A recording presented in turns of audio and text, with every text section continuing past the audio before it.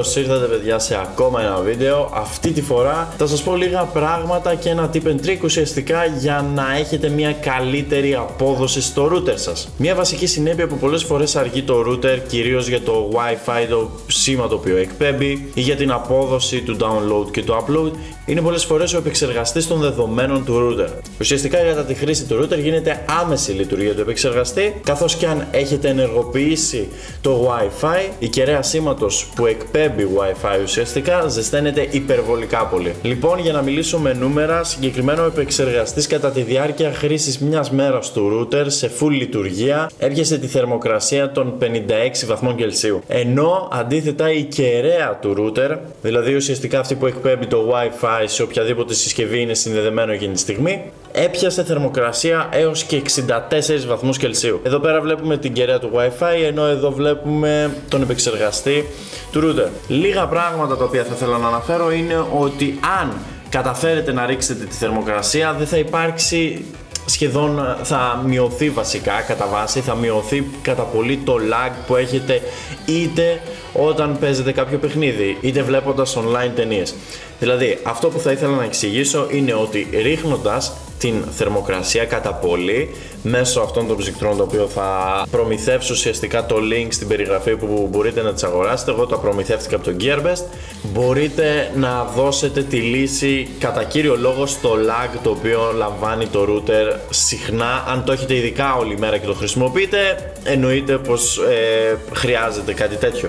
Βέβαια το αρνητικό σε αυτά είναι ότι δεν ξέρω κατά πόσο χώρο έχει το router μέσα, ώστε να μπορείτε να τοποθετήσετε τις συγκεκριμένες ψύκτρες, οι οποίες λογικά θα έχετε δει σε πλάνα. Αυτές εδώ πέρα είναι βασικά απλές ψύκτρες, όπως μπορείτε να δείτε, οι οποίες από κάτω διαθέτουν θερμοαγώγημη κόλλα με αυτοκόλλητο, οπότε μπορείτε να τοποθετήσετε οπουδήποτε θέλετε. Εγώ συγκεκριμένα μίλησα για το router γιατί έχω ακούσει ότι συχνά υπάρχει lag λόγω της θερμοκρασίας.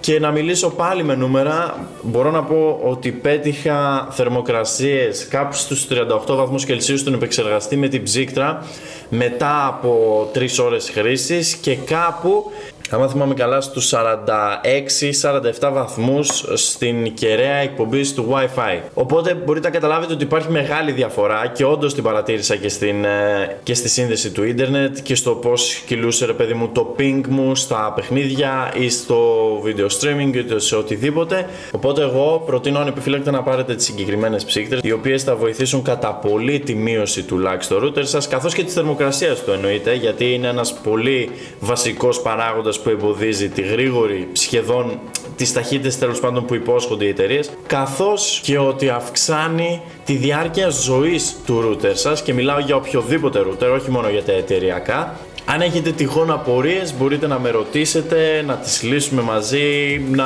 μου εξηγήσετε κάποια πράγματα τα οποία μπορεί να άφησα κενά. Απλά εγώ σας λέω ξανά ότι είναι μια απαραίτητη λύση πια για τα κοινά router τουλάχιστον, τα οποία δεν διαθέτουν ψύκτρες και μπορούν να μειώσουν κατά πολύ το lag το οποίο λαμβάνεται καθημερινώς. Αυτά από εμένα, είμαι ο Χρήστος από τους PC Psychologist και τελείωσε ακόμα ένα επεισόδιο του Installed It. Αν σου άρεσε το βίντεο, κάνε ένα like, ένα share και ένα subscribe για να βοηθάτε την προσπάθειά μας και μέχρι το επόμενο βίντεο τα λέμε!